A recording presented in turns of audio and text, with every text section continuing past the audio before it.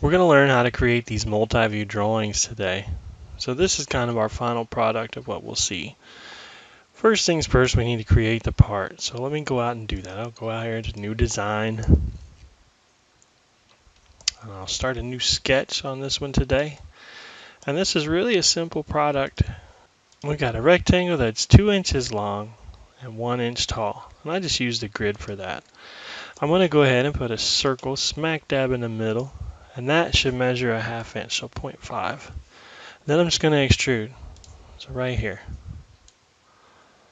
Right, and I'll make that a 1/2 inch as well and hit OK.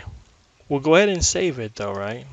So I call this easy block.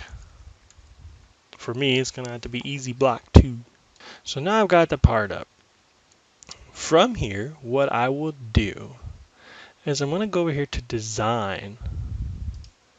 And I'm going to say drawing. And I'll say from design. Right? So my options are going to come up. I'm going to go ahead and say full assembly. Now, if I've got multiple parts, and many of you will with your earbud project, I could just say visible only, or I could hit select, and select would allow me to just pick the particular part I want. Okay, so if I have 2 components, I'm going to want to hit select. Down here for drawing, I hit create new. For template, most of you are going to just want to say from scratch, which should be the default option anyway. If you did make a template in our previous lesson, you could go here now and actually browse and find your template. For now though, we can just hit from scratch. We'll keep our standard and we'll keep our units. And if you did it in inches, then obviously you'll use inches. If not, choose your millimeters. For sheet size, I want 11 by 8.5. This will take it and make it landscape. If we choose the first sheet A, that will make it portrait style. All right, so we'll choose landscape. So here are our options. This is really what we can look like, unless, like we said, unless you had a template. So we'll hit OK. And when we do that, it's going to go ahead and pull up this drawing piece. And you can see it's already got our part pulled up for us. So I'm going to place that there. And I'll just hit OK over here. So now I've got a part. I've got my front view chosen. And then I'm going to come over here to project. Okay, to project right here. And I'm going to click right there. And I'm just going to come up here. And now I haven't clicked anything yet. All I did was click the front view. And now I'm going to come up here and move the mouse. And when I get there, I'll click it again. And that'll allow me to place that. Then I just move the mouse over. And I'll click again where I want the right. Then I'll move the mouse up. And I'll click again where I want the isometric. There's a little check mark here I can click. And that'll finish. Or I could have just right-clicked and said done. So I got a few more things to do now. First thing I want to do is double-click on the isometric. And I'll make sure that it says shaded, because we want that colored in. All right, so that one's taken care of. I'll hit close. On this one, you can see I've got hidden lines, but I've got no center lines. If this happens to you where you don't have these hidden lines, you want to double-click on the front view, because it's called the parent view. So we'll click that, double-click in it. And we want to just make sure that the second one is chosen where it says visible and hidden edges. Let's say I click here, that'll get rid of those hidden lines. Well, we actually would like to see those, so we'll click right here. And I think for most of us that's not going to be an issue, but it's possible that yours may just have visible edges clicked in. Okay. We could also, if we wanted to at any point, and this may happen on your earbuds, you may want to change the scale here. Right? Maybe your earbud case is really small or it's really huge. Okay, you could change the scale right there. So we'll hit close now. I'm going to go up here and I'm going to choose my center mark right here. So I'll choose center mark. And I'm just going to click the diameter somewhere on the outside of this circle. I'll click that and it'll put my center mark in.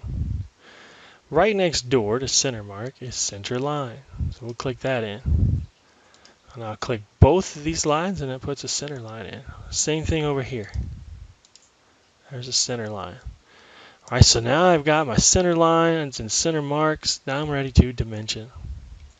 So I'll go right here to dimension, or I could press the D key and it'll get me the same result. So I'll click that in. And I'm going to come down here. I'll start on the corner, I guess, and I'm going to just locate the hole. So notice I clicked on the corner and then I clicked the top of this plus sign. And see how it's crooked? We don't want that. So I'm just going to kind of move my mouse until that straightens out, and then I'll click, and there's my 1 inch over. Then I'll click top corner and the next top corner and move it up. Place my 2 inches. I want to get the diameter of this.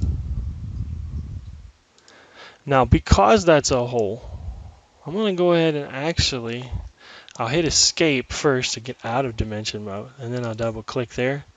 And I'm going to hit space and I'm going to type the word through, because that tells the person it's a through hole. If it were a blind hole, in other words, it didn't go all the way through, the first thing I would want to do is come over here and say insert symbol, and there's my drilled to. So I could click that, and then I would specify how deep it went. For now, it is a through hole, so I'll leave it the way it is. I'll go back up to dimension. I'm going to click this corner now, and then the plus sign again. Now that's way crooked, right? So we'll just move the mouse until it straightens up a little bit.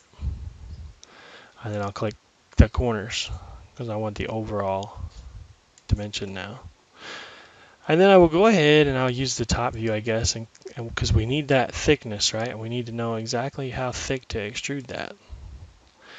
Now, our side view, I'm going to go ahead, I'm going to escape now. I don't need a dimension. I'm going to hit the escape key on my keyboard. I'm just going to kind of highlight that. I haven't clicked anything yet.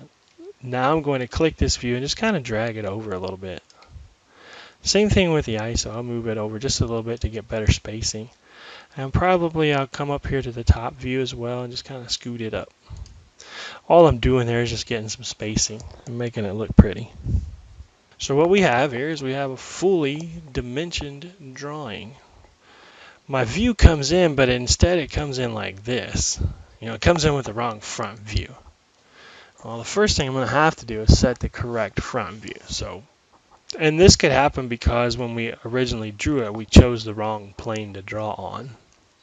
So if this does come in, I'll just click it and I'll come over here and say, all right, instead of maybe mine says front right now, and that's what I got.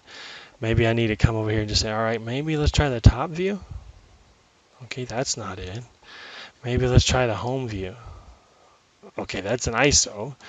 So in my particular case, it is the front view, but it may be different for you.